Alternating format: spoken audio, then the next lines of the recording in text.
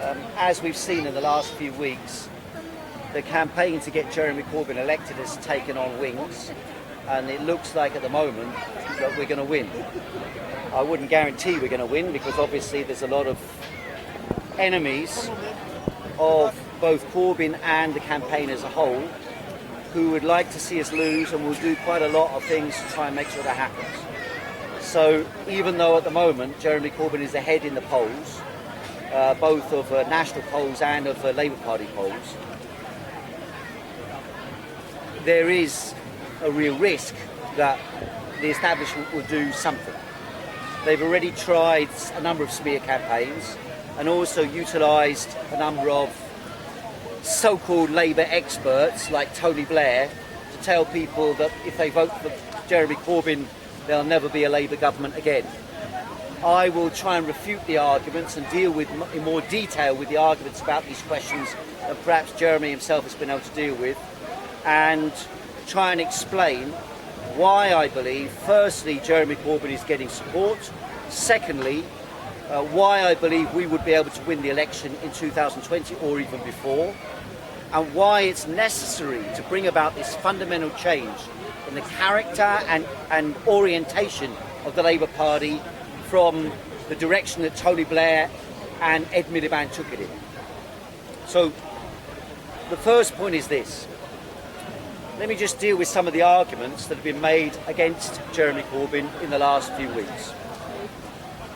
Tony Blair intervened in the discussion on Jeremy Corbyn's election, and he said that if you want to vote for Jeremy Corbyn, if your heart is aligned with Jeremy Corbyn, you need a heart transplant. That's what he said. Basically, he's saying that let's take him at his most positive, in other words, as if he has got a reasonable intellectual argument, which I don't think he actually has, but let's assume he has. His argument is that left-wing politics might be appealing to people because we offer an alternative political and economic agenda to the dominant agenda. The type of demands that we are making and policies that we are proposing are quite popular. For example, renationalisation of the railways, the creation of a national investment bank to create jobs and invest in the economy, defence of the National Health Service, the abolition of Trident, the abolition of tuition fees, the provision of free education, an international policy not based on economic interests of big business, but based on the interests of the majority of the population, not only in Britain but internationally. A world of peace, not of war. A world of development, not of economic crisis. And these type of ideas that Jeremy Corbyn has been championing for a few weeks, and people for the first time in many decades have been able to hear being expressed by a senior figure or a figure who can win and may well win the Labour Party leadership. These ideas have not been discussed in British society pretty much since 1983. Since 1983. And now we've been given an airing for the first time in decades, out of the blue, or so it appears. Huge swathes of the British population are rallying behind what we are saying.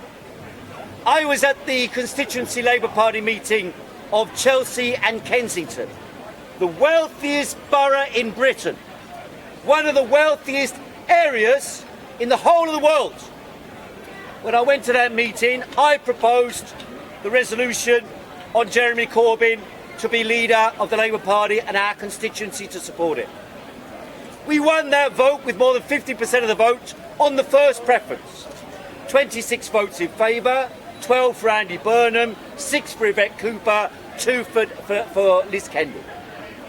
Why did we win that vote in the richest borough in Britain?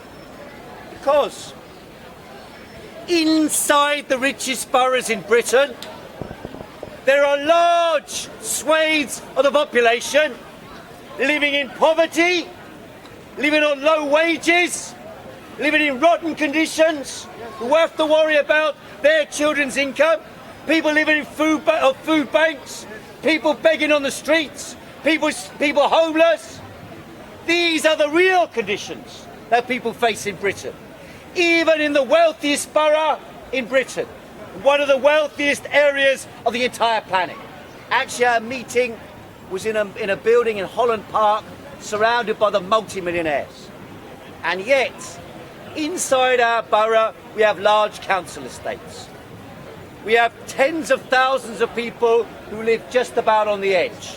Because once you add up what the actual expenditure of your average Joe Public is in Britain, or particularly in London, and you compare it with the incomes people receive, you'll see a massive disparity. Pay your travel card, pay your rent, pay your electricity and gas bills, pay your water bill, pay your telephone bill, and you barely have anything left over at the end of the week. That's a fact for people earning 20,000 and more a year. 20,000 more a year. And yet, in our borough, where they refuse to house homeless people, unless they're pregnant and born in the European Union, they refuse to house them.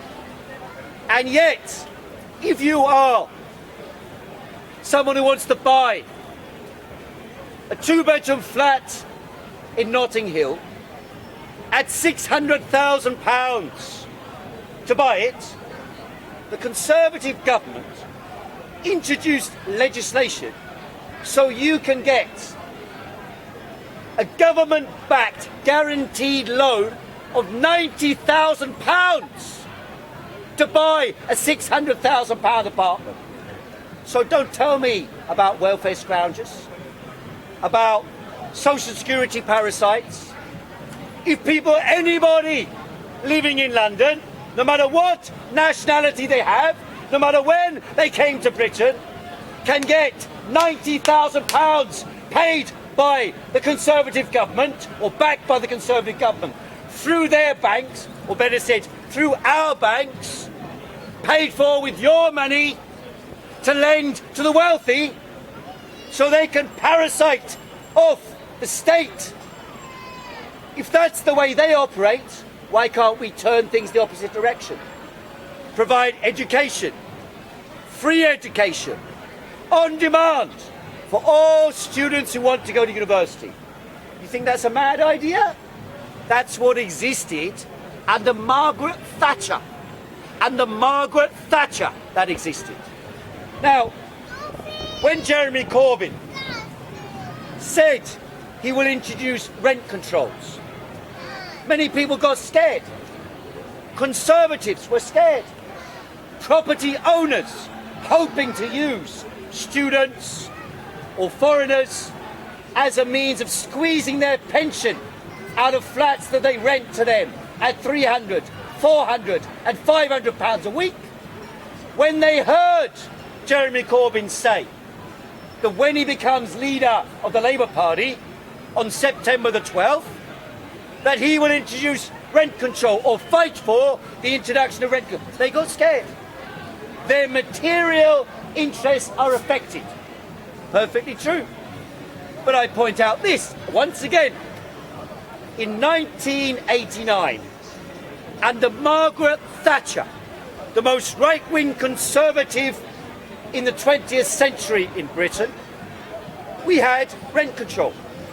I personally phoned up the local council in 1984 and called up the council to have an inspector visit the flat. And they came around the flat like this, they looked at the flat, they measured the flat, one side, next side, okay, that's 30 square foot. I was in Portsmouth at the time, did a calculation, £10 a week maximum rent, £10 a week. That was under Margaret Thatcher. Margaret Thatcher. When I was a student at university in 1984, we got grants to study.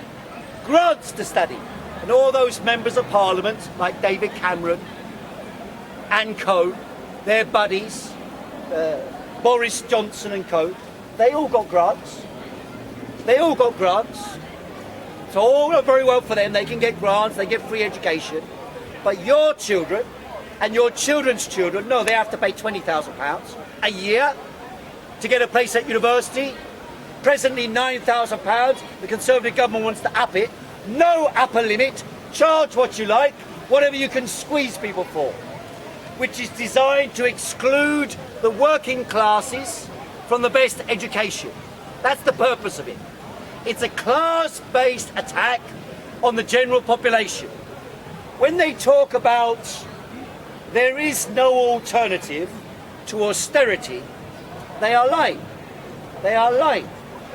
But why, you might ask yourself, until Jeremy Corbyn stood in this election, was there no discussion about the alternative to austerity? Firstly, let's clarify what austerity means. Austerity is a mechanism for transferring the wealth produced by the working class to the wealthiest sections of society. That's what austerity means. It means cutting social services, which means money that our taxes spend towards serving the needs and interests of the general population. That's what the welfare state means. It means we build roads because people drive their cars on roads. We provide transportation because people need transportation. We provide healthcare because people become sick. We provide pensions because everyone gets old. We provide child benefit because children need to be guaranteed that they have food, milk, vegetables, and the basics of life in a modern and civilized society. That's why the taxpayer, the working classes that is, pay taxes for the welfare state. The Conservative Party and their allies inside the Labour Party and inside the institutions of the state and inside the privately owned mass media and inside the army and police force, the leadership of those institutions, and inside the civil service, the leadership of these institutions, and inside big business, which dominates our lives, organises society to make it a profit-making institution rather than a society meeting the needs of the general population. When they say austerity is the only possible solution, they are lying. They are lying because they don't. Firstly, they don't abide by austerity. After 2008, when the world economic crisis hit, you and I bailed the banks out. We bought the banks and we saved the banks from going bankrupt. But do the banks do what we want? Do the banks lend money to small businesses? No.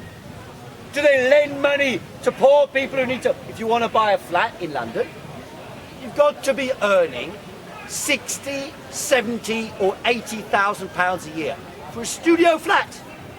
Otherwise, no bank's going to give you a mortgage. No bank. So, how much do you have to be... What type of job is it that pays 70, 80 plus thousand pounds a year? I guarantee you, amongst the audience here, we're talking about 3 or 4 people. 3 or 4 people amongst the whole audience. So what are they talking about? They are talking about turning British society into a gated community for the rich. Turning London into a gated community for the rich.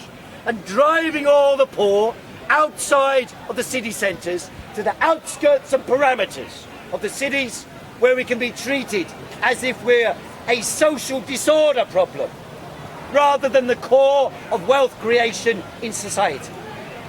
Now, it's perfectly true that it is not just Britain that is affected by these policies. You can look at Greece and see what happened there. You can look at Spain, where 25% of the population are unemployed, 50% of young people under 25 years of age unemployed.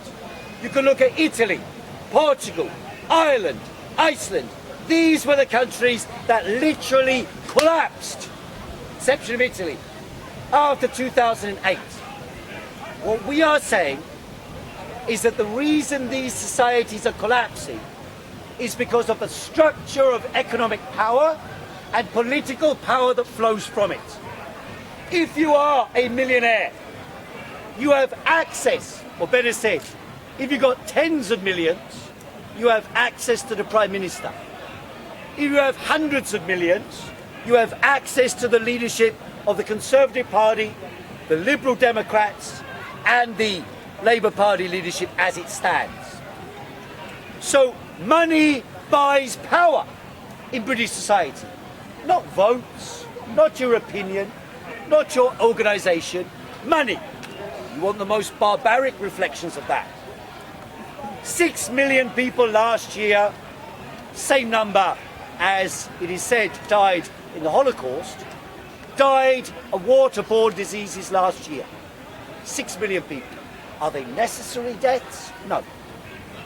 They are deaths caused by the way in which the wealth of the world is distributed, and that follows from the way in which the wealth of the world is owned. 740 companies in the world, 780 companies in the world control the global flow of world trade. 80% of the world's wealth is controlled by 780 companies.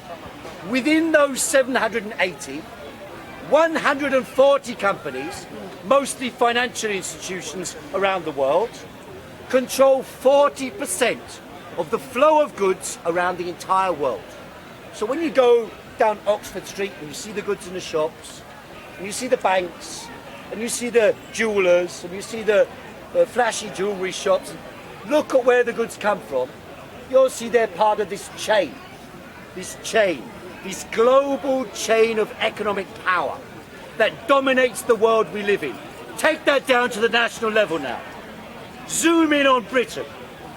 In Britain, 100 people own more wealth than 30% of the British population. No austerity for them, evidently. No austerity for them. Their income has risen since 2008, while the income of the majority of the population in Britain, Europe, and the United States of America has fallen by more than 5%. In real terms, more than 5% from 2008. So in other words, in living standards, taking account for inflation, it's gone down more than 5%. Far more than 5%. In Britain, 150 companies, if you look in the Financial Times, at the markets, it will list there the FTSE 500, the largest 500 companies by capitalisation. You look at those companies, the top 150, they own more than 70% of the wealth of the stock market. More than 70%, 150 companies. 100 people own more than 30% of the wealth. 6,000 families own more than half of the land of the country. More than half of the land. So when they say, oh, why don't we go to Iraq and bomb Iraq for England, for Britain, they're not telling you the truth. When they go to Iraq and bomb Iraq, they're bombing Iraq for the 150 companies and the shareholders of those 550 companies. They're bombing Iraq for the 100 people who own more wealth than 30% of the population. They're bombing Iraq for the 6,000 families who own more than half of this country. When you say, I am British, it implies some ownership. But the ownership concept is absent because only 6,000 families own Britain. When they say Britain, it is their country, not our country, not our country. And when they say, oh my God, there's 200 migrants who wanted to come to England yesterday. 200 migrants and there's unemployed in England. How are we going to cope with 200 migrants coming to England? Maybe 200 a day, maybe 2,000 a day. I guarantee you this, every single day in the City of London, which controls around 20 odd percent of the British economy. Every day there are 400 banks there. Global banks. They're welcome. But they transmit at a touch of a button. Billions and billions and billions. Total 2 trillion a day. Transmitted around the world. That decides how people live. That's how it is today. Like a giant gambling casino. Centred on Wall Street and the City of London. Dominating and controlling the fate of the world. And when countries collapse, when revolutions break out, what happens? We are told 200 people at Songat is a threat to Britain. But if Mubarak's family and friends from Egypt, who were given money by the British government to murder Egyptians, just the same as Saddam Hussein was given money by the British government to murder Iraqis, just the same as even Colonel Gaddafi, even though they disagree with him ideologically, was given money by the British. He's got houses in London, in billionaires' rows. They live. The Syrians, the Egyptians, the Tunisians. These people, when revolution breaks out in their country, they say, they phone London, they speak to their butler, and they say, please can you get the house in Willesden Green ready? We're coming tomorrow. And when they get on the plane and land in England, they walk through the customs control, and nobody turns around and says, but I understand you're Mr. Mubarak's friends, and you stole £1 billion of the Egyptian people, when the Egyptian people are living in penury. You stole £1 billion for them. They don't turn around and say, we're arresting you for crimes against the people of Egypt. Instead of this, they say, come through, sir, your chauffeur is waiting for you. Not only your chauffeur is waiting for you, but if you bring £500,000, they give you a European passport. And you can come and go as you please. As you please. So freedom of movement is there for capital. And the people who own capital, they can go wherever they like in the world. 5-star hotel to 5-star hotel. They can murder and kill their own people, and when there's a crisis between our country and their country, we go and drop bombs on those countries, like Iraq. 1 million people, some estimates, there's an estimate from the British Medical Association's journal, which said 2 million people died in Iraq. 2 million people died in Iraq as a direct consequence of British and American bombing of Iraq. And then they talk about people in Sangat. There was a guy there who saw, he was an Algerian. He said, you bomb us? You bomb us? And then you wonder why we run away? Right? I got friends here from Iran, from Iraq. In Iran, a friend of mine living in London, he was given asylum after he slashed his wrists and was declared mentally insane. He was given asylum. But you know where they kept him in Iran? They kept him in a prison under the Ayatollahs. Kept him in a prison. The worst prison they said it was. But where did he come from? The prison in Iran was built by the British. Built by the British. They used to incarcerate their enemies there. And you can look all around the Middle East, all around India, all around Malaya, all around much of the world, and you will find the prisons built by the British. The army hierarchy trained by Saddam Hussein's Republican Guard, don't forget, they trained at Sandhurst. Any of your kids go to Sandhurst Military Academy? Any of you go to this elite military college? No, but we welcomed, at British taxpayers, at your expense, we welcomed Saddam Hussein's Republican Guard. We trained them. We organised them. We prepared them to kill their own people. And then when they weren't successful, after 1992, 1991, 92, then we went back another time to finish the job off. But now look what happened. They say now we need to worry about terrorism because we got ISIS and ISIL. And how are we going to stop it? question is this: how are we going to make young British Muslims feel part of British society when we go and drop bombs on their family, friends and brethren in the Middle East, North Africa and elsewhere? How do you possibly think we're going to make friends with them on that basis? And that is why kids from Luton or East London or Bedford or Manchester or West London, right next to where I live, one of them they located now, they say Jihadi John is a neighbour of mine from Kensington and Chelsea, or better said, Kentish Town. So the question is, why are these people going and fighting against that? Us. And I use that word us in inverted commas, because I clarified earlier on what I meant. When they say Britain, they mean the wealthiest people in Britain. When they say Britain, they mean the richest companies in Britain. When they say Britain, they mean the landowners of Britain. They don't mean you or I.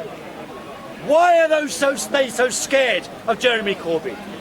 Why are those so scared that they start spreading lies, slanders, call people morons? Normal political conversation. Normally in Parliament they say, my right honourable friend. But when Jeremy Corbyn says we need Hamas to discuss the future of Israel and Palestine, they say, how can you say they're your friends? But if you sit in Parliament, everybody's your right honourable friend. So evidently, words can be used by them. But when we say what we believe, when we stand up for the rights of the majority, suddenly all the newspapers are a cacophony of attacks.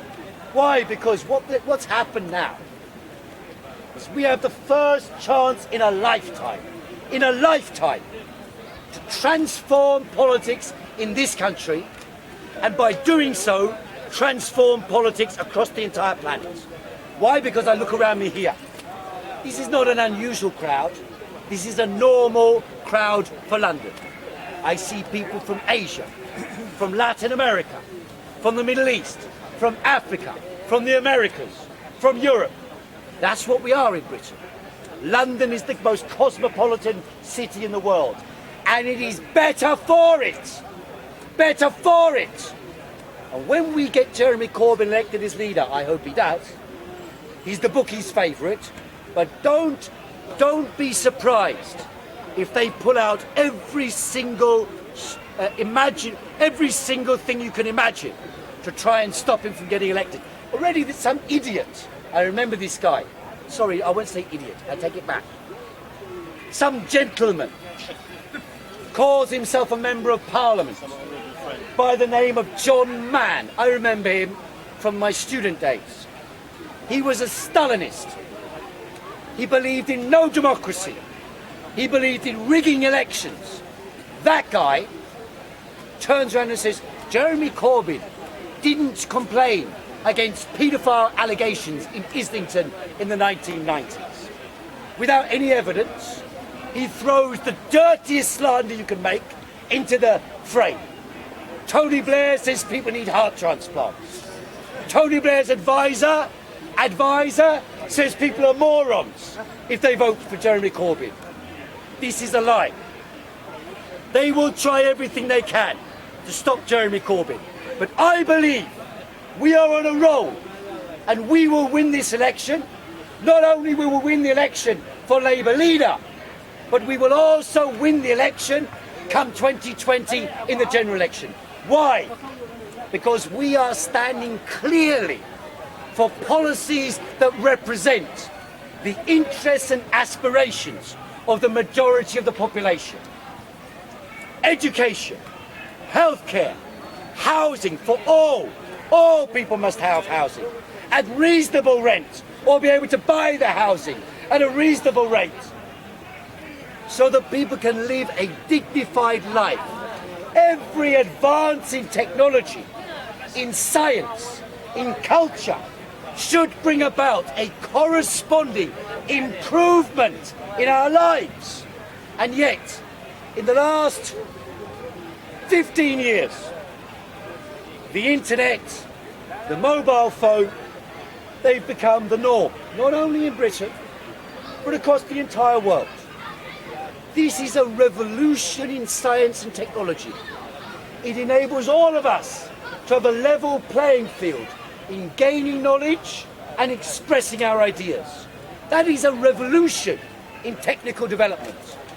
15 years ago, to make this would have been much more expensive than to build Tony Blair's £3.8 million house on Connaught Square, round the corner, with his 4 armed guards. But now everyone can afford one of these. Now, given the fact that everyone can afford one of these now, I ask you this: why is it that corresponding advances in science and technology do not lead to reduction in the working week, an improvement of the life of the people, and an improvement in education, healthcare and welfare of the people? Instead of this, wages are going down. Living standards are going down. Healthcare provision is worsening. The age at which we retire is being lengthened. All in direct contradiction with the development of science and technology. Science and technology. So instead of allowing the lust of private corporations to drive the society backwards, which is what's happening now, we need to look forwards, put forward a plan and a perspective, and yes, get involved in transforming your community, your city, your country, to make it a beacon of hope for the people of the entire planet. That's why I'm backing Jeremy Corbyn. That's why I'm asking you, sign up to vote for Jeremy Corbyn. Get Jeremy Corbyn elected as leader of the Labour Party and embark on a process of transformation to bring hope and realise the dreams, not only of our generation, but of future generations. Peace, freedom and plenty in harmony with the ecology. Thanks very much, ladies and gentlemen. Take leaflets here.